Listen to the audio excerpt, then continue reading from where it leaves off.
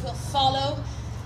And I'm grateful to be a part of today's celebration for many reasons. But today, my wee few minutes will be focusing on equality amongst us women. A different perspective perhaps, but significant for me to highlight. As I was driving here today, I was rehashing the many events and conversations I was a part of this week as we celebrate, not only here in Dublin City, but across the island of Ireland, International Women's Day. Like many of you and many of today's speakers, we were rushing around to try and be a part of monumental events as much as we could. Given I'm a recent rehabilitator, or I'm trying to think of the word, I came back here from the States, and I'm delighted to be back home in the country I was educated in. I'm trying to build a portfolio career, and I was conscious to attend and be a part of as many events as I could. I wanted to listen, I wanted to ask questions, I wanted to learn, I wanted to seek changes and challenge those that I was listening to. And learn how to turn pages nicely. And all the insights, and as I guide through my transition phase, I find myself in since the Rose of Tralee ended last August. And while a majority of conversations and events I attended were uplifting and very inspiring, I was surprised and slightly disheartened at some face-to-face encounters I had and social media comments that followed. Granted, it is, I guess, a normal part of our society. Anybody, either small or large in the public sector, is open to comments on social media, and that I welcome.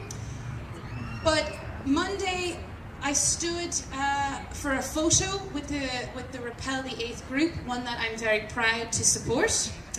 Later that evening, I was messaged on social media with comments like, ironic Maria Walsh to be a toy show presenter 1 month and taking pictures of killing children the next. The following day, I sat at a luncheon and asked if I believed Rose of Tralee was damaging to feminism. And I shared my beliefs in that it wasn't. And I left with an amazing kickback comment, well, it is only a beauty pageant, so what's the point of conversation with you about feminism? Kicked in my gut. These comments, ladies and gentlemen, didn't come from men, didn't come from high-powered positions that our male counterparts own. Indeed not, they came from women in our society. I encountered similar comments around the campaign for marriage equality, and upset that was shared that I didn't use or utilise my public role as Rose of Tralee, given I'm an LGBT community member, and I didn't highlight correctly. Bizarrely for me, I was a part of an apolitical festival, but I pushed all the grey boundaries that I could, visited over 200 schools, both national, secondary, and our universities right throughout the country, and indeed our diaspora, spoke with youth organisations and travelled to many local communities to share my belief in equality.